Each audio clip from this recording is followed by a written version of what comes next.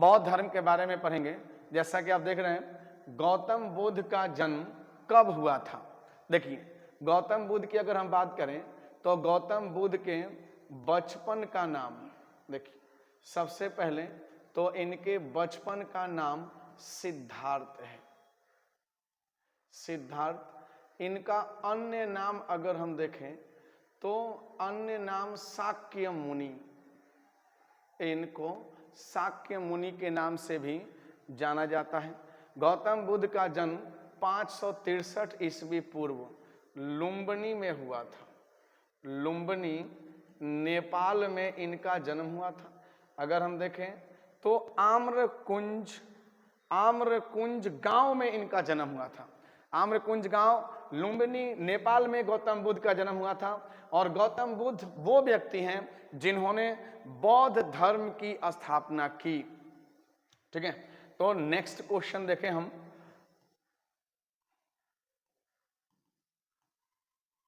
देखें इसको आप पढ़ लें एक बार। गौतम बुद्ध का जन्म कपिल वस्तु के निकट लुम्बिनी में 563 ईस्वी पूर्व में हुआ था। उनके पिता सुदोधन शाक्यगण के प्रधान थे और माता का नाम महामाया देवी था और ये कोलीय वंश की कन्या थी। 29 वर्ष की अवस्था में इन्होंने गृह त्याग किया था। ठीक है, नेक्स्ट क्वेश्चन हम देखें तो बुद्ध के जीवन के बारे में है और बुद्ध के जीवन की किस घटना को महाभिनिष्क्रमण कहा जाता है। देखिए सबसे पहले कुछ बुद्ध की घटनाएं हैं। और बुद्ध शाक्य परिवार के एक क्षत्रिय परिवार के एक राजा परिवार से थे और गौतम बुद्ध जो हैं वो उन्होंने 29 वर्ष की अवस्था में 29 वर्ष में इन्होंने गृह त्याग कर दिया। 29 वर्ष की अवस्था में इन्होंने गृह त्याग कर दिया। गृह त्याग का मूल कारण था कि एक बार ये भ्रमण पर निकले थे और भ्रमण पर निकलने के बाद इन्होंने 4 दृश्य देख लिए और 4 दृश्य को सीक्वेंस में याद रखें। पहले इन्होंने देखा एक वृद्ध व्यक्ति, ठीक है। उसके बाद हम देखें तो दूसरा इन्होंने देखा बीमार व्यक्ति देखा और तीसरा दृश्य इन्होंने एक शव देखा और चौथा दृश्य प्रसन्न सन्यासी देखा, प्रसन्न सन्यासी। और ऐसा माना जाता है कि 4 दृश्य को देखने के बाद ही गौतम बुद्ध के विचार बदल गए और उन्होंने गृह त्याग करने का निर्णय ले लिया। और गृह त्याग उनका मूल कर्तव्य बन गया और गृह त्याग कर वो नेपाल लुम्बिनी से बिहार की तरफ चले। तो इसका आंसर हो जाएगा ऑप्शन नंबर सी। ठीक है, तो देखेंगे एक बार।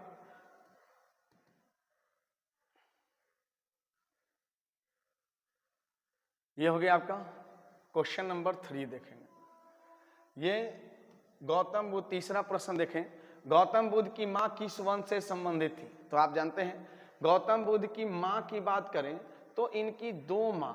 पहली मां जो हुई वो पहली मां हुई महामाया देवी, पहली मां महामाया देवी और दूसरी मां प्रजापति गौतमी हुई, दूसरी मां प्रजापति गौतमी। और ऐसा कहा जाता है कि गौतम बुद्ध को जन्म देने के 7वें दिन इनकी मां महामाया देवी की मृत्यु हो गई थी और इनकी मृत्यु के बाद गौतम बुद्ध का लालन पालन और इनको है ना पोषने का काम इनकी यह मौसी थी प्रजापति गौतमी ने किया। तो गौतम बुद्ध की मां जो है वो कोलीय वंश की यह महिला थी। तो आंसर बनेगा डी, ऑप्शन डी। नेक्स्ट देखिए बुद्ध का जन्म हुआ था। तो चौथे प्रश्न को हम देखें तो बुद्ध का जन्म कहाँ पे हुआ था। तो सबसे पहले बुद्ध के जन्म की अगर हम बात करें तो बुद्ध का जन्म 563 बीसी, 563 बीसी में बुद्ध का जन्म हुआ। ठीक है, और 483 बीसी में बुद्ध की मृत्यु हो गई। तो इस दोनों बात को याद रखेंगे, बुद्ध की मृत्यु और बुद्ध के जन्म, इन दोनों को याद रखेंगे। और गौतम बुद्ध का जन्म जो है वो लुम्बिनी नेपाल में हुआ था। ठीक है, वैशाली क्या है, तो वैशाली से गौतम बुद्ध से संबंधित है कि इस वैशाली में गौतम बुद्ध ने अंतिम वर्षा ऋतु इन्होंने बिताया था, अंतिम वर्षा ऋतु बिताया। कपिल वस्तु की बात करें तो कपिल वस्तु में वही इनका ये जीवन से संबंधित है। पाटलिपुत्र में इन्होंने अगर हम बात करें तो पाटलिपुत्र में बौद्ध संगीति का आयोजन किया गया था। देखिए, अगर हम संगीति की बात करें तो पहली बौद्ध संगीति हुई थी राजगृह में, ठीक है, दूसरी बौद्ध संगीति हुई वैशाली में, और तीसरी बौद्ध संगीति हुई थी पाटलिपुत्र में, और चौथी बौद्ध संगीति हुई थी कुंडलवन कश्मीर में। तो राजगीर में जो बौद्ध संगीति हुई थी, तो राजगीर के बौद्ध संगीति का जो अध्यक्ष था वह था अजातशत्रु। वैशाली में जो हुआ था इसका कालाशोक, जो पाटलिपुत्र में हुआ था इसके इस समय राजा कौन थे, इस समय मूल शासक जो थे अशोक थे, और कुंडलवन जो कश्मीर में हुआ उस समय शासक कनिष्क थे। तो गौतम बुद्ध के जन्म की बात करें तो इनसे और बातें आती हैं। देखिए, दो बातें हैं, एक प्रतीक की अगर हम बात करें तो प्रतीक में एक आएगा हाथी और दूसरा आएगा कमल। तो हाथी जो है वो गर्भ का प्रतीक है, कमल जो है ये गौतम बुद्ध के जन्म का प्रतीक है। तो गौतम बुद्ध के जन्म का जो चित्रकारी होती है, बोधिसत्व जो चित्रकारी है, उसमें अगर हाथी दिखता है तो बुद्ध के गर्भ, गौतम बुद्ध के जन्म के पहले की प्रतीक है, और कमल जो है वो जन्म का प्रतीक माना गया है। तो ये बातें आप गौतम बुद्ध के जन्म से याद कर लें। तो इनके पिता का नाम सुदोधन, ठीक है, और इनके माता का नाम यशोधरा। ये इनके माता पिता थे। आम्रकुंज कुंडलवन नेपाल में लुम्बिनी गांव में इनका जन्म हुआ था। आम्रकुंज गांव भी उसका नाम है। आम्रकुंज में बुद्ध का जन्म हुआ था और बुद्ध ने ही बौद्ध धर्म की शुरुआत की थी, बौद्ध धर्म की स्थापना की। ठीक है, नेक्स्ट क्वेश्चन को हम देखें, एक एक प्रश्न देखिए। बिहार पुलिस के लिए और वर्तमान के सभी एग्जाम्स के लिए, air force, navy, army, Bihar police, Agniveer, सबके लिए महत्वपूर्ण, निम्न में से कौन सा नाम बुद्ध का दूसरा नाम है? देखिए, सबसे पहले तो हम देखें कि मैंने आपको बताया था कि बुद्ध का दूसरा नाम, तो सबसे पहले हम देखें कि बुद्ध, ऐसे गौतम बुद्ध इनको कहा जाता है, लेकिन इनके बचपन का नाम सिद्धार्थ था। तो सिद्धार्थ नाम का बच्चा 29 वर्ष की अवस्था में गृह त्याग देता है। गृह त्याग कर वैशाली पहुंचता है और वैशाली में एक गुरु मिलते हैं अलार कलाम से सांख्य दर्शन की शिक्षा, योग और उपनिषद की शिक्षा लेकर ये राजगीर पहुंचते हैं और वहां पे रुद्रकरामपुर से शिक्षा लेकर और आगे बढ़ते हैं और बोध गया में ज्ञान की प्राप्ति होती है गौतम बुद्ध को। और जब ज्ञान की प्राप्ति होती है उस समय प्रबुद्ध यानी कि बुद्ध कहा जाने लगा, एक ज्ञानी व्यक्ति कहा जाने लगा, और तब सिद्धार्थ का नाम बदलकर बुद्ध हो गया, गौतम बुद्ध हो गया। लेकिन अब आता है इस प्रश्न में देखें तो बुद्ध का अन्य नाम अगर हम बात करें तो बुद्ध का अन्य नाम सिद्धार्थ है। बुद्ध का अन्य नाम जो है, देखिए इसमें चारों, इसमें से इनमें से कोई नहीं आपका आंसर हो जाएगा, है ना, क्योंकि प्रछन्न बुद्ध जो है ये शंकराचार्य को कहा जाता है, शंकराचार्य को कहा जाता है प्रछन्न बुद्ध। तो इसमें आपका आंसर क्या बनेगा? Option D. तो गौतम बुद्ध के अन्य नाम में आपके और भी आएंगे। ठीक है, नेक्स्ट आगे बढ़ा जाए तो गौतम बुद्ध के बचपन का नाम आप यहाँ से पढ़ लें, एक बार बढ़िया से पढ़ें, ध्यान से पढ़ें। ठीक है, कि गौतम बुद्ध को शाक्य मुनि, तथागत इन नामों से जाना जाता है। बचपन का नाम सिद्धार्थ, और गुरु शंकराचार्य को देख लें प्रछन्न बौद्ध के नाम से, यानी कि छिपा हुआ बुद्ध मार्गी कहा जाता है ना। अतः पार्थ, प्रछन्न, मिहिर, गुडाकेश, ये चार नाम बुद्ध के हैं ही नहीं। अगर पार्थ आ जाए, प्रछन्न आ जाए, मिहिर आ जाए, गुडाकेश भगवान बुद्ध के अन्य नाम नहीं हैं। इस प्रकार हमारा आंसर बनेगा ई। ठीक है, चलिए नेक्स्ट हम देखेंगे, निम्नलिखित में से किस, देख लीजिए, निम्नलिखित में से किस राजवंश के अभिलेख से इस परंपरा का समर्थन होता है कि लुम्बिनी शाक्य मुनि यानी कि बुद्ध का क्या है, जन्म स्थान है। तो बुद्ध के जीवन में ऐसे तो बहुत सारे ग्रंथ रहे, लेकिन बुद्ध के जीवन में जो एक मूल रूप से यह मिलता है कि शाक्य मुनि यानी बुद्ध का जन्म स्थान लुम्बिनी रहा, यह है मौर्य, ठीक है, ये मौर्य राजवंश के अभिलेखों से, यानी कि रुम्बीदई वगैरह ये सब जो अभिलेख लेख हैं, इन सब से बुद्ध के बारे में जानकारी मिलती है। आगे बढ़ेंगे तो इसको आप पढ़ लें एक बार ठीक से, ठीक है। मौर्य शासकीय शासक अशोक के रुम्बीदई अभिलेख से सूचना मिलती है कि शाक्य मुनि बुद्ध का जन्म लुम्बिनी में हुआ था। इस अभिलेख के अनुसार अशोक, देख लीजिए, अशोक ने अपने अंतिम दिनों में बौद्ध धर्म को अपनाया कलिंग युद्ध के दौरान, और कह रहे हैं कि राज्याभिषेक के 20 वर्ष बाद यहाँ आया था अशोक, ठीक है, और उस स्थान की पूजा की जहाँ शाक्य मुनि बुद्ध का जन्म हुआ था। साथ ही इस अभिलेख में लुम्बिनी के बुद्ध का जन्म स्थल होने के कारण इसे कर छूट किया गया था, तो अशोक ने इसे टैक्स फ्री कर दिया था, ठीक है। तो इसको बढ़िया से पढ़ लें। आगे बढ़ेंगे, नेक्स्ट क्वेश्चन देखें। निम्नलिखित में से, देखिए, निम्नलिखित में से इस प्रश्न को देखें, थोड़ा साफ दिखाई नहीं भी दे रहा होगा, कोई बात नहीं है, तो देख लें। कौन एक अशोक का अभिलेख इस परंपरा की पुष्टि करता है गौतम बुद्ध का जन्म लुम्बिनी में? तो सेम क्वेश्चन आपका आंसर हो जाएगा ऑप्शन नंबर डी, रुम्बीदेई स्तंभ अभिलेख। नेक्स्ट क्वेश्चन देखें। निम्नलिखित में से किस राजा के एक अभिलेख से सूचना मिलती है कि शाक्य मुनि बुद्ध का जन्म लुम्बिनी से हुआ था? ठीक है, तो ये हमारा आंसर बनेगा ऑप्शन नंबर ए, अशोक। रुम्बीदेई अभिलेख से यह सूचना मिलती है। नेक्स्ट देखें, महात्मा बुद्ध का महापरिनिर्वाण कहाँ हुआ था? ठीक है, तो महापरिनिर्वाण सबसे पहले तो आप देख लें, महापरिनिर्वाण, ठीक है, और निर्वाण की प्राप्ति। देखिए, सबसे पहले हम देखेंगे निर्वाण।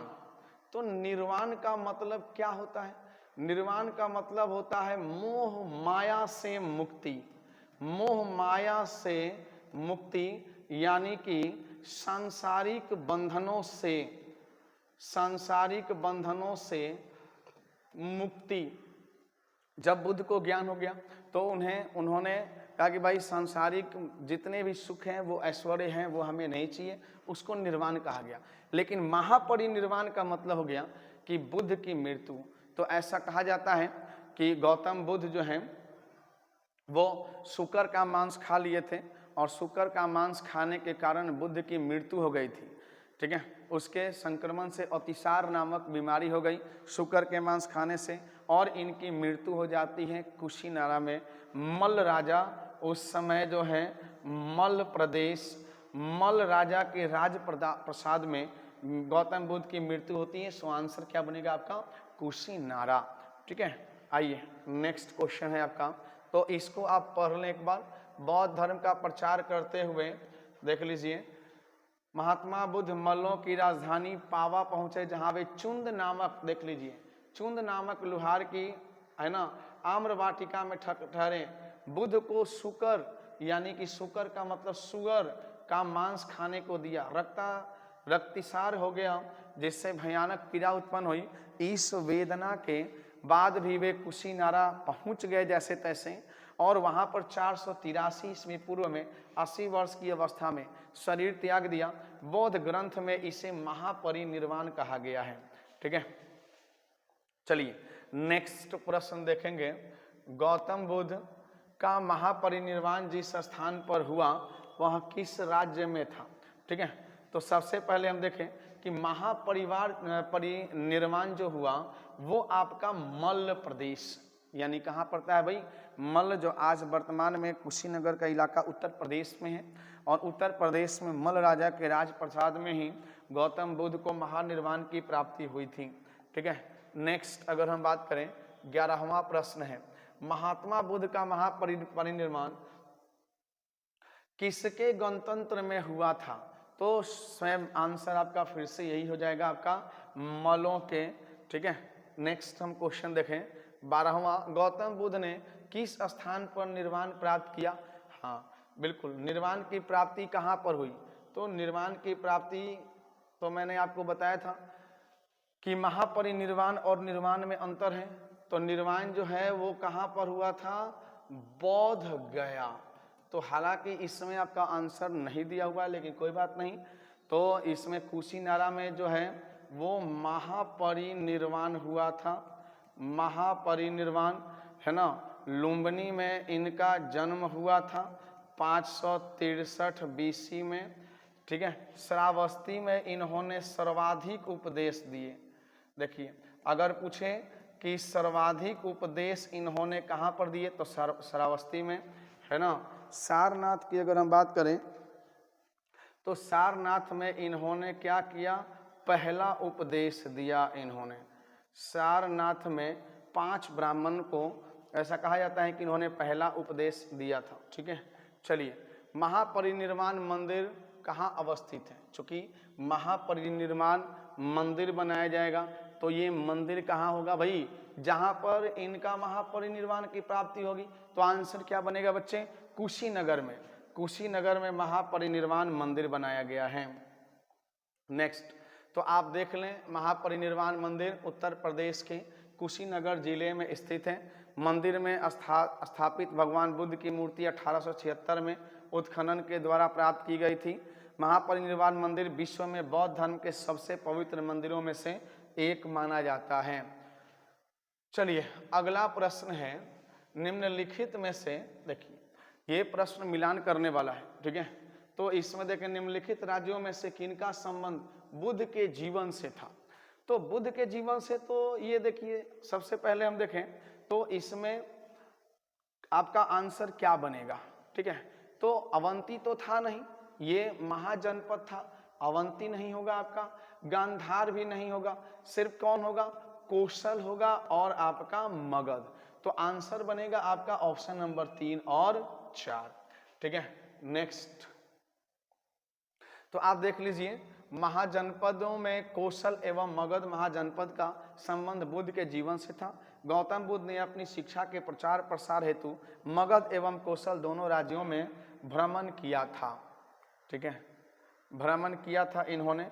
तो नेक्स्ट प्रश्न को अगर हम देखें तो अगला प्रश्न है, गौतम बुद्ध द्वारा अपने धर्म में दीक्षित किए जाने वाला अंतिम व्यक्ति इनमें से कौन था? देखिए, तो आपका सबसे पहले अगर हम बात करें तो ये सभी गौतम बुद्ध के शिष्य थे। ठीक है, तो ये आनंद जो था, ये आनंद सबसे प्रिय था, सबसे प्रिय शिष्य था, सबसे प्रिय शिष्य। अगर पूछा भी है कई बार बिहार एग्जाम्स में कि गौतम बुद्ध के सभी शिष्यों में सबसे प्रिय कौन था? आनंद। और ऐसा माना जाता है कि इसी के कहने पर बुद्ध ने प्रथम बार महिला को प्रवेश दिया। और वो महिला कौन थी? स्वयं इनकी मां प्रजापति गौतमी। प्रजापति गौतमी जो है ये प्रथम भिक्षुणी है, प्रथम भिक्षुणी प्रजापति गौतमी। चूंकि बौद्ध धर्म में महिलाओं का प्रवेश वर्जित था, लेकिन आनंद के कहने पर, हालांकि आंसर नहीं होगा इस प्रश्न का, लेकिन मैं बता रहा हूं, आनंद के कहने पर गौतम बुद्ध ने प्रवेश दिया। अब देखें इसका आंसर हो जाएगा सुभद्र। आंसर हो जाएगा ऑप्शन नंबर डी, सुभद्र। ठीक है, ये अंतिम, सबसे देखिए अंतिम व्यक्ति हैं जिससे गौतम बुद्ध ने शिक्षा दी, ये सुभद्र आपका आंसर बनेगा। चलिए नेक्स्ट क्वेश्चन देखेंगे। देख लिए, इसको पढ़ लीजिए।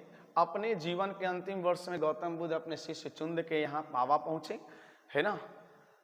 और यहाँ शुक्र माधव यानी कि सुअर का मांस खाने से अतिसार रोग हो गया था, और कुशीनारा में इनका आपको मालूम है महापरिनिर्वाण हो गया। ठीक है, और यहाँ पे सुभद्र को उन्होंने अपना अंतिम उपदेश दिया था। ठीक है, चलिए आगे बढ़ेंगे। नेक्स्ट, तो एक एक प्रश्न महत्वपूर्ण है, आप सभी प्रश्नों को देखें। और सबसे बड़ी कमी, आप लोग चैनल को लाइक नहीं करते तो ज़्यादा से ज़्यादा लाइक करें, दोस्तों तक शेयर करें, हमारे चैनल के साथ बने रहें। लगातार निरंतर वीडियो जाएगा हिस्ट्री का पूरा और पूरा इतिहास अच्छे से निपटाएंगे हम लोग, ठीक है। ताकि बस आप लोग शेयर करें लगातार और चैनल को लाइक कर दें जरूर, ठीक है। बुद्ध द्वारा रूपांतरित निम्न व्यक्तियों में से, देखिए व्यक्तियों में से कौन सा अंतिम था, ठीक है। तो अगर हम बात करें तो फिर से रिपीटेड क्वेश्चन है, सुबुद्ध जो था ये अंतिम था, ठीक है, वसुमित्र शासक। चलिए आगे बढ़ा जाए। नेक्स्ट, बुद्ध ने अपने जीवन की अंतिम वर्षा ऋतु कहाँ बिताई? तो जैसा कि हम आपको शुरुआत में ही बता चुके हैं कि बुद्ध ने अपने जीवन की अंतिम वर्षा ऋतु वैशाली में बुद्ध ने अपना अंतिम वर्षा ऋतु बिताया था, ठीक है। नेक्स्ट क्वेश्चन देखें तो आप इसको पढ़ लीजिए। महापरिनिर्वाण सूक्त, देखिए निब्बाण सूक्त से उनके जीवन के विविध आयामों काल का निर्धारण किया जाता है, जिसके अनुसार बुद्ध ने अपने जीवन की अंतिम वर्षा ऋतु वैशाली में बिताई थी, ठीक है। निम्नलिखित में से कौन सा एक बौद्ध मत में निर्वाण की अवधारणा की सर्वश्रेष्ठ व्याख्या करता है? तो सबसे पहले देखें, देखिए निर्वाण की अवधारणा का सर्वश्रेष्ठ व्याख्या क्या करता है? देखिए तृष्णा रूपी अग्नि का संबंध, देखिए बिल्कुल सही। तृष्णा क्या है? तृष्णा क्या है भाई? तृष्णा है इच्छा। जैसे आपकी इच्छा होती है ना कि आज कार होता, आज स्कूटर होता तो मैं चढ़ता, आज टीवी होता तो मैं देखता, ठीक है, एरोप्लेन पे चढ़ता, ये सभी इच्छाएं जो हैं, ठीक है, ये सभी इच्छाएं जो हैं इसी को तृष्णा कहा गया है बौद्ध धर्म में। और तृष्णा का अंत हो जाना, जिस इंसान के अंदर इच्छा मर जाती है, इच्छा का मर जाना, ऐसी इच्छा जिससे कि अलग अलग विचार आए, चोरी के भाव पैदा हों, इन विचारों का मर जाना तृष्णा का अंत कहलाता है और इसे ही निर्वाण की प्राप्ति कही जाती है। तो सवाल यह भी आता है कि गौतम बुद्ध को निर्वाण की प्राप्ति कहाँ हुई? तो गौतम बुद्ध को निर्वाण की प्राप्ति बोध गया में हुई। गौतम बुद्ध को महापरिनिर्वाण की प्राप्ति कहाँ हुई? तो महापरिनिर्वाण की प्राप्ति कुशीनारा में हुई, ठीक है। तो ये आप दोनों ही बातों में अच्छे से अंतर स्पष्ट कर लें। महापरिनिर्वाण का मतलब मृत्यु होता है और निर्वाण का मतलब होता है सांसारिक सुखों से मुक्ति, ठीक है, इच्छा का नाश हो जाना। देखिए बुद्ध ने निर्वाण को मन की उस परम शांति के रूप में वर्णित किया है जो तृष्णा, क्रोध और दूसरी विषादकारी मनोस्थिति से परे। तो वर्तमान देखिए इच्छा का समाप्त हो जाना ही क्या है भाई? निर्वाण की प्राप्ति है। निर्वाण में तृष्णा और द्वेष के कारण जड़ से समाप्त हो जाते हैं, जिससे मनुष्य सभी प्रकार के कष्टों या संसार में पुनर्जन्म के चक्र से छूट जाता है, ठीक है। तो यही मतलब है निर्वाण का। अगला प्रश्न है, अलार कलाम कौन थे बच्चों? तो मैंने आपको पहले ही बता दिया है, शुरुआत में ही बताया कि गौतम बुद्ध ने जब गृह त्याग किया तो गृह त्याग के बाद इन्हें जो पहले गुरु मिलते हैं वो अलार कलाम ही हैं। और ये अलार कलाम कहाँ मिलते हैं? वैशाली में मिलते हैं। और इन्होंने इनको सांख्य दर्शन की शिक्षा दी। सांख्य दर्शन की शिक्षा अलार कलाम ने ही दी थी, ठीक है। तो आपका आंसर हो जाएगा बुद्ध के एक गुरु थे, ठीक है। नेक्स्ट क्वेश्चन देखें तो आप इसको पढ़ लें। महाभिनिष्क्रमण के बाद ज्ञान की खोज में महात्मा बुद्ध। महाभिनिष्क्रमण का मतलब क्या है बच्चों? देखो महाभिनिष्क्रमण का मतलब है बौद्ध धर्म में गृह त्याग को महाभिनिष्क्रमण कहा गया है। और इसका अगर हम प्रतीक की बात करें तो इसका प्रतीक है घोड़ा। इसका प्रतीक है घोड़ा, ठीक है। तो खोज में महात्मा बुद्ध अलार कलाम के आश्रम में पहुंचे, उनसे दीक्षा ली। अलार कलाम के आश्रम में उन्होंने तपस्या की, किंतु वो संतुष्ट नहीं हुए और आगे की तरफ बढ़े, सांख्य दर्शन की शिक्षा ली और अपने भक्ति समाधान के लिए वो आगे की तरफ बढ़े और उन्हें आगे रुद्र क्रांति मिलेंगे। महात्मा बुद्ध ने अपना पहला धर्मचक्र प्रवर्तन किस स्थान पर दिया था? तो सबसे पहले तो अगर हम देख लें धर्मचक्र प्रवर्तन यानी कि हम बात करेंगे प्रथम उपदेश। धर्मचक्र प्रवर्तन का मतलब उपदेश। और पहला उपदेश जो इन्होंने दिया, हमने पिछले सवाल में आपको बता दिया कि इन्होंने अपना पहला उपदेश सारनाथ में दिया। और उनके उस समय 5 शिष्य थे और 5 शिष्य में आनंद सबसे प्रिय था। तो आंसर बन जाएगा ऑप्शन बी। चलिए नेक्स्ट प्रश्न है, अच्छा यहाँ पर है भी, आप पढ़ लें इसको। ज्ञान प्राप्ति के पश्चात गौतम बुद्ध ने अपने मत का प्रचार प्रारंभ किया और उर्वेला से वे सबसे पहले ऋषिपतन यानी कि सारनाथ वाराणसी के निकट आए और 5 ब्राह्मण सन्यासियों को पहला उपदेश दिया और इस उपदेश को ही क्या कहा गया, धर्म चक्र प्रवर्तन कहा जाता है। ठीक है, चलिए नेक्स्ट क्वेश्चन हम देखें। तो बुद्ध ने अपना पहला उपदेश कहाँ दिया था? देखिए अभी आपने देखा कि बुद्ध ने अपना पहला उपदेश सारनाथ में दिया था। बच्चों आगे बढ़ो, सारनाथ में अपना पहला प्रवचन किसने दिया? तो भाई सारनाथ में अपना पहला प्रवचन गौतम बुद्ध के द्वारा ही दिया गया था। आंसर बनेगा सी। नेक्स्ट क्वेश्चन देखो बच्चों, गौतम बुद्ध अपना प्रथम उपदेश कहाँ दिए? तो गौतम बुद्ध ने प्रथम उपदेश सारनाथ में दिया। आंसर बन जाएगा, इसका भी आंसर बनेगा आपका option number C. Next question देखेंगे, ग्रंथों में उल्लेखित धर्म चक्र परिवर्तन क्या है? तो देखिए, तो धर्म चक्र परिवर्तन क्या है? ऐसे शब्द आते रहेंगे, धर्म चक्र परिवर्तन क्या है? तो इन्होंने जो सारनाथ में जो पहला उपदेश दिया ना बच्चों, यही है आपका धर्म चक्र परिवर्तन। ठीक है, तो धर्म चक्र परिवर्तन किया गया था। तो भाई देखिए, सबसे पहले अब बात करें महाभिनिष्क्रमण। महाभिनिष्क्रमण का मतलब होता है गृह त्याग। देखिए गृह त्याग आपका महाभिनिष्क्रमण। और इसको अगर हम बोले ज्ञान की प्राप्ति और महापरिनिर्वाण की अगर हम बात करें तो मृत्यु से, तो इसका आंसर क्या हो जाएगा? धर्म चक्र परिवर्तन किया गया था। आंसर बनेगा सारनाथ। बुद्ध ने सर्वाधिक उपदेश कहाँ दिए? तो हमने पहले ही आपको बता दिया है कि बुद्ध का जो पहला उपदेश आएगा तो पहला उपदेश सारनाथ। ठीक है, सबसे पहले यानी कि धर्म चक्र परिवर्तन कहा जाएगा। बुद्ध का जो सर्वाधिक उपदेश अगर आ गया तो बुद्ध का सर्वाधिक उपदेश हो जाएगा श्रावस्ती। तो वैशाली में अगर हम बात करें तो बुद्ध का, देखिए वैशाली किससे संबंधित है? वैशाली और यहाँ पर राजगृह की बात करें तो दोनों ही जगह बौद्ध संगीति हुई थी। वैशाली में द्वितीय बौद्ध संगीति हुई थी और राजगीर में तृतीय बौद्ध संगीति हुई थी। बौद्ध संगीति भी बहुत ही महत्वपूर्ण है, अति महत्वपूर्ण है। तीनों बौद्ध संगीति को याद रखेंगे। बुद्ध ने सबसे अधिक शिष्य कौशल राज्य में हुए तथा यहाँ की राजधानी श्रावस्ती में उन्होंने सर्वाधिक क्या दिया? उपदेश दिया। तो देख लें इसको। नेक्स्ट, बुद्ध कौशाम्बी किसके राजकाल में आए थे? देखिए सबसे पहले अगर हम कौशाम्बी की बात करें तो उस समय राजा कौन थे?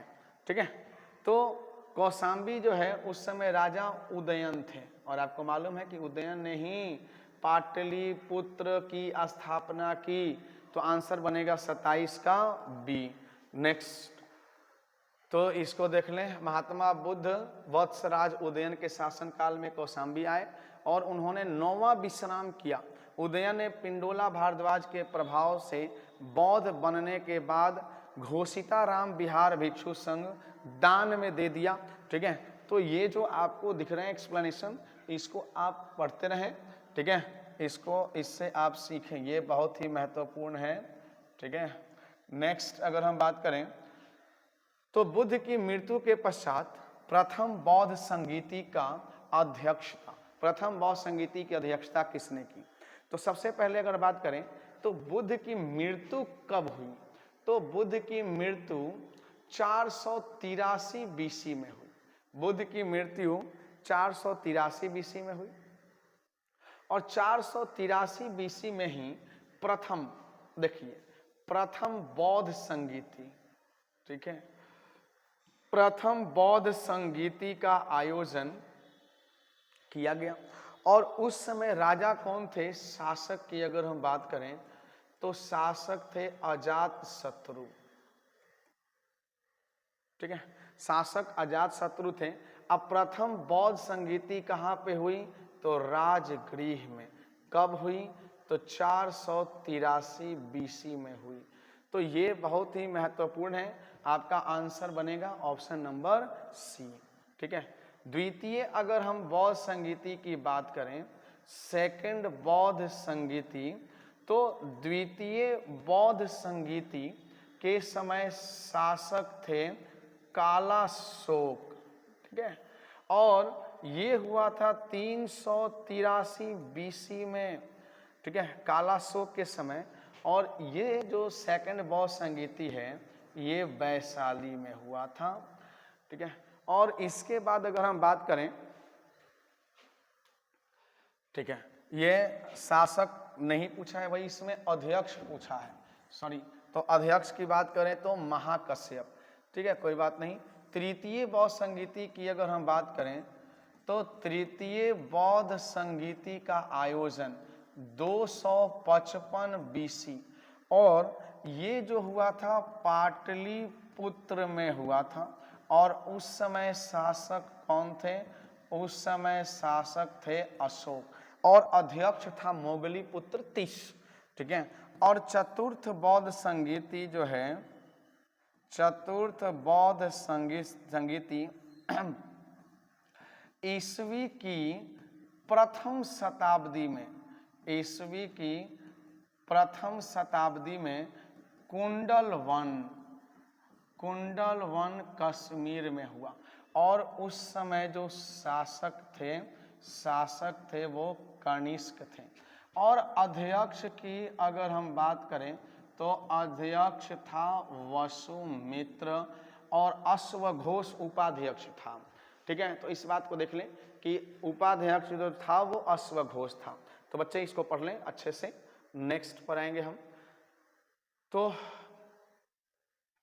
हाँ जी, इसको आप अच्छे से रीड कर लें एक बार। ठीक है, इसको रीड कर लेंगे तो इसमें पूरी चीज़ें लिखी गई हैं कि प्रथम बौद्ध संगीति बुद्ध की मृत्यु के तुरंत बाद जो है वो की गई थी।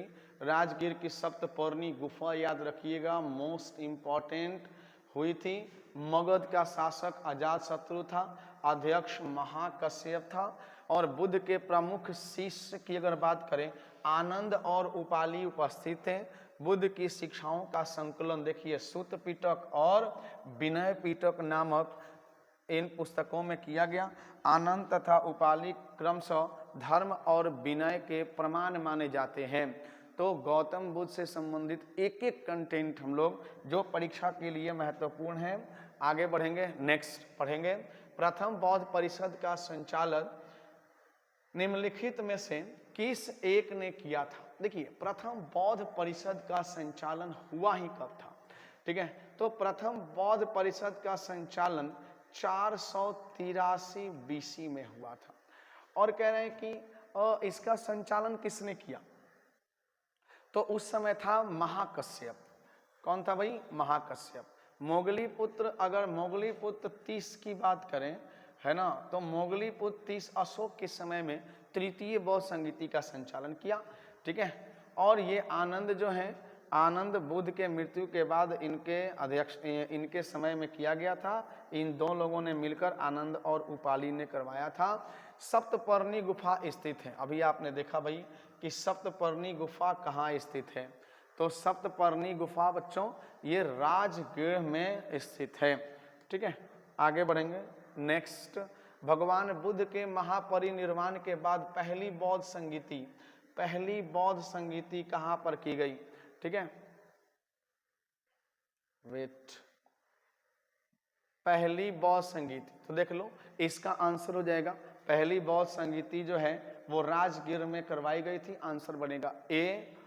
ठीक है, 32 नंबर प्रश्न देख लें। कश्मीर में कनिष्क के शासनकाल में जो बौद्ध संगीति का आयोजन हुई उसकी अध्यक्षता किसने की थी? तो वसुमित्र आपका आंसर हो जाएगा, ऑप्शन डी हो जाएगा।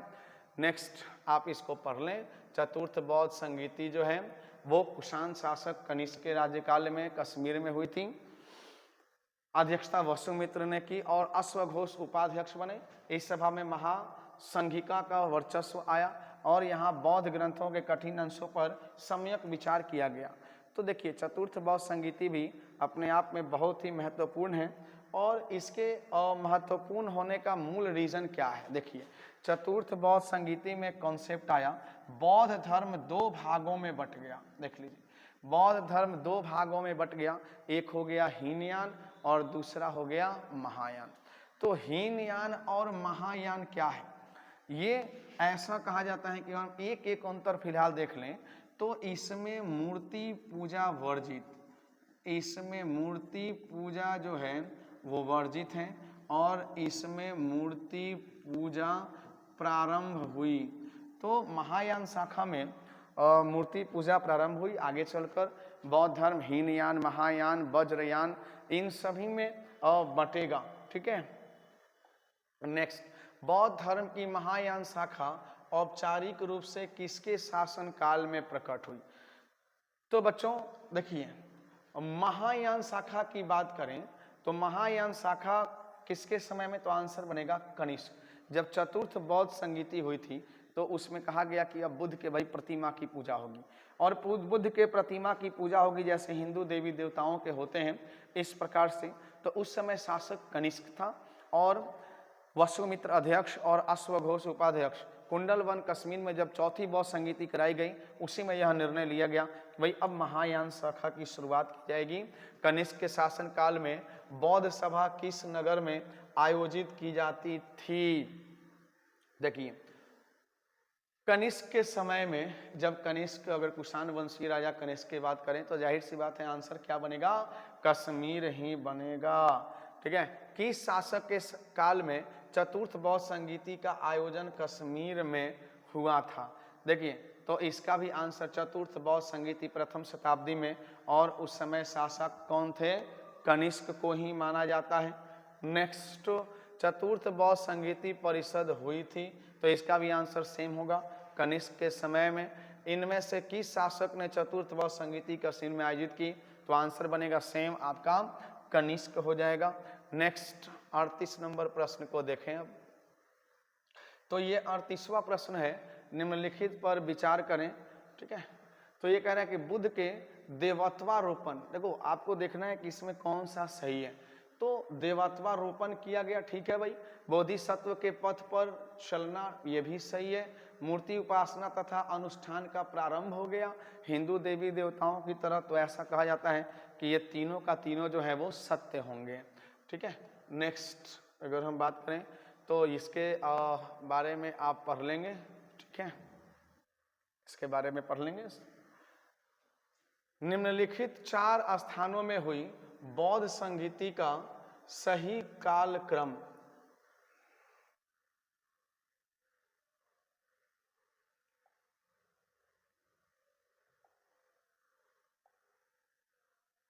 देखिए, निम्नलिखित 4 स्थानों में हुई बौद्ध संगीति का सही कालक्रम नीचे दिया हुआ है, हमें इसको क्या करना है? मिलान करना।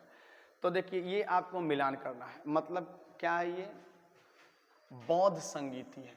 अब चारों बौद्ध संगीति अगर आपको याद है तो ठीक है। तो देखिए, सबसे पहले नंबर 1 यानी कि प्रथम बौद्ध संगीति हुई थी राजगीर में, और ये हुई थी द्वितीय वैशाली में। अगर हम बात करें तो पाटलिपुत्र में तृतीय हुई थी, और कुंडल वन में चौथा यानी कि चतुर्थ। तो क्या बनेगा आपका? आंसर बनेगा 2, 1, 4 और 3। तो बच्चों 2, 1, 4 और 3 जिसमें है, ठीक है, वही आपका आंसर बनेगा ऑप्शन डी। तो वैशाली में जो हुआ था वो देखिए, ये आपका द्वितीय था। राजगिरी में पहला 483 बीसी में, ठीक है। यहाँ पर हुआ था आपका 383 बीसी में, ये 255 बीसी में, और ये प्रथम शताब्दी में आपका हुआ था। ठीक है। तो राजगीर के समय राजा कौन थे? कई बार हम बता चुके हैं, अजातशत्रु। वैशाली में कालाशोक, पाटलिपुत्र में अशोक, और कुंडल वन में कनिष्क, ये राजा थे। चलिए अगला प्रश्न आप देख लें, इसको बढ़िया से पढ़ लेंगे। ठीक है। द्वितीय बौद्ध समिति का आयोजन कहाँ हुआ था? तो द्वितीय बौद्ध समिति वैशाली में, बात हो चुकी है। ठीक है। तृतीय बौद्ध सभा किस स्थान पर बुलाई गई थी? तो आपका आंसर बनेगा पाटलिपुत्र, ठीक है। नेक्स्ट, प्रथम बौद्ध समिति का आयोजन कहाँ हुआ था? तो आजाद, देखिए आयोजन हुआ था तो आजाद शत्रु के शासनकाल में, आंसर बी हो जाएगा आपका, ठीक है। निम्नलिखित में से किस नगर में प्रथम बौद्ध संगीति का आयोजन किया गया? तो प्रथम देख लीजिए, यहाँ पर ऑप्शन नहीं है, तो यहाँ पर देख लीजिए आपका प्रथम बौद्ध सभा का आयोजन कई बार आपके प्रश्न हो चुके हैं, इसलिए इसका आंसर बनेगा राजगृह, ठीक है, राजगृह में। नेक्स्ट देखें, निम्न में से किस शासक के द्वितीय बौद्ध सभा का आयोजन किया गया? तो आपका आंसर बनेगा कालाशोक, ठीक है। नेक्स्ट अगर हम देखें तो हाँ, ये आप देख लीजिए, ये आपको बुद्ध के जीवन की 4 महत्वपूर्ण घटनाओं के बारे में आपको देखना है, उनसे संबंध 4 स्थानों को नीचे देखो दिया गया है, इनका मिलान करें। तो गौतम बुद्ध का जन्म कहाँ हुआ था? तो देखिए सबसे पहले हम मिलान करें, इनका जो लुम्बिनी नेपाल में हुआ था। इनको ज्ञान की प्राप्ति कहाँ हुई? तो बोध गया में। प्रथम प्रवचन इन्होंने कहाँ दिया था? तो सारनाथ में। और निधन कहाँ पे हुआ? तो कुशीनगर में इनका निधन हुआ, ठीक है। तो 1 का मिलान 3 के साथ, 2 का मिलान 2 के साथ, 3 का मिलान 1 के साथ और 4 का मिलान, देखिए आंसर बनेगा सी, ठीक है बच्चों। आगे बढ़ते हैं। भारतीय कला में बुद्ध के जीवन की किस घटना का चित्रण मृग सहित चक्र द्वारा किया गया है? तो ये बहुत ही महत्वपूर्ण प्रश्न है और इसका आंसर बनेगा प्रथम उपदेश, ऑप्शन सी, ठीक है। नेक्स्ट क्वेश्चन देखें, भारतीय कला में, देखिए यहाँ पर है, डिटेल आप पढ़ लेंगे एक बार, ठीक है। नेक्स्ट, तो इस चीज को भी आप अच्छे से समझेंगे और ये भी आपको मिलान करना है और इसके बारे में भी चर्चा हो चुकी है। तो सबसे पहले हम जन्म की बात करें तो इनके जन्म का जो प्रमाण है वो है कमल। गर्भ का प्रमाण जो है वो हाथी है, गर्भ का प्रमाण हाथी है। प्रथम प्रवचन की अगर हम बात करें तो प्रथम प्रवचन जो है इनका धर्म चक्र प्रवर्तन कहलाता है, ठीक है।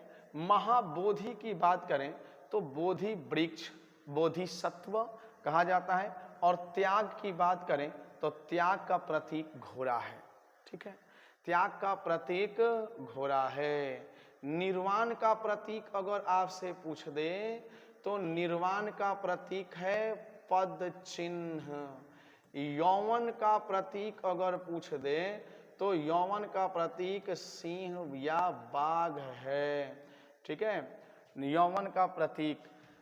अगर गर्भ का प्रतीक पूछ दें तो गर्भ का प्रतीक हाथी है। जन्म का प्रतीक कमल है। गृह त्याग का प्रतीक घोड़ा है, ठीक है।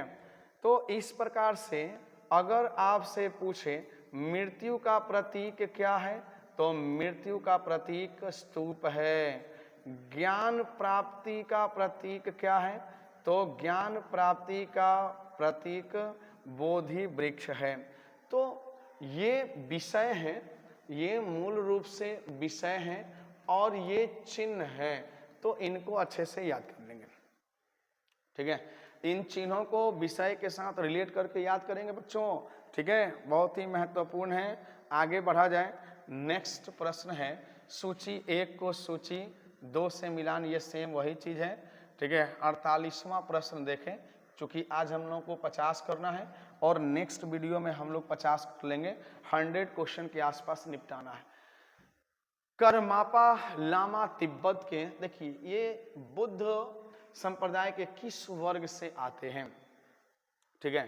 तो ये बुद्ध संप्रदाय के कंगयूपा, देखिए वर्ग से यह आते हैं। तो आगे बढ़ा जाए। फिर ये करें, महात्मा बुद्ध के संबंध में निम्नलिखित कथनों पर आपको विचार करना है, भाई कौन सा इसमें सही है। उनका जन्म कपिल वस्तु में हुआ था, तो बिल्कुल उनका जन्म जो है वह कपिल वस्तु में हुआ था, लुम्बिनी गांव में हुआ था। उन्होंने बौद्ध गया में ज्ञान प्राप्त किया, बिल्कुल सही है। उन्होंने वैदिक धर्म को अस्वीकार कर दिया, तो बिल्कुल वैदिक धर्म को अस्वीकार किया। उन्होंने आर्य सत्य का प्रचार किया, तो यस। तो आपका आंसर क्या बनेगा? तो आंसर बनेगा ऑप्शन डी। ठीक है, नेक्स्ट देखें, इसमें विकल्प डी आपका आंसर होगा। ठीक है, लास्ट क्वेश्चन है बच्चों, और ये अंतिम सवाल है कि बोध गया में महाबोधि मंदिर बनाया गया, जहां क्या हुआ था? गौतम बुद्ध को ज्ञान की प्राप्ति हुई थी। ठीक है, तो ये आपके 50 प्रश्न कंप्लीट हुए। इसको देख लें कि गौतम बुद्ध को, देखिए मूल रूप से अगर हम बात करें तो बोध गया में 6 वर्ष की साधना के बाद, 6 वर्ष इन्होंने, देखिए गौतम बुद्ध ने 29 वर्ष में गृह त्याग किया और करीब 6 वर्ष लग गए इनको साधना करने में, और 29/6 यानी कि 35 वर्ष में इनको ज्ञान की प्राप्ति हुई। 35 वर्ष में ज्ञान की प्राप्ति हुई। 80 वर्ष में इनकी मृत्यु हो गई। 7 दिन इन्होंने समाधि लिया था, और 7 दिन इनकी समाधि के बाद इनकी मृत्यु हो गई थी। 7 दिन समाधि के बाद इनकी मृत्यु हो गई थी। ठीक है, तो ऐसा कहा जाता है कि 6 वर्ष की साधना के पश्चात 35 वर्ष की आयु में बैसाख पूर्णिमा, देखिए सबसे ये एक पवित्र पर्व के रूप में मनाया जाता है। पीपल वृक्ष के नीचे ज्ञान की प्राप्ति हुई थी। ठीक है, तो अब हम देखें इनके जीवन में कुछ ऐसे महत्वपूर्ण लोग हैं, उन लोगों के बारे में हम जानें। जैसे इनके जीवन में है महामाया देवी। देखिए महामाया देवी जो हैं इनकी माता है। उसके बाद है प्रजापति गौतमी। प्रजापति गौतमी इनकी मौसी है। इसके बाद है इसमें चन्ना। चन्ना नाम का एक व्यक्ति था, और चन्ना जो था वो बुद्ध का सारथी हुआ करता था। इसके बाद हम बात करें चुंद कुमार।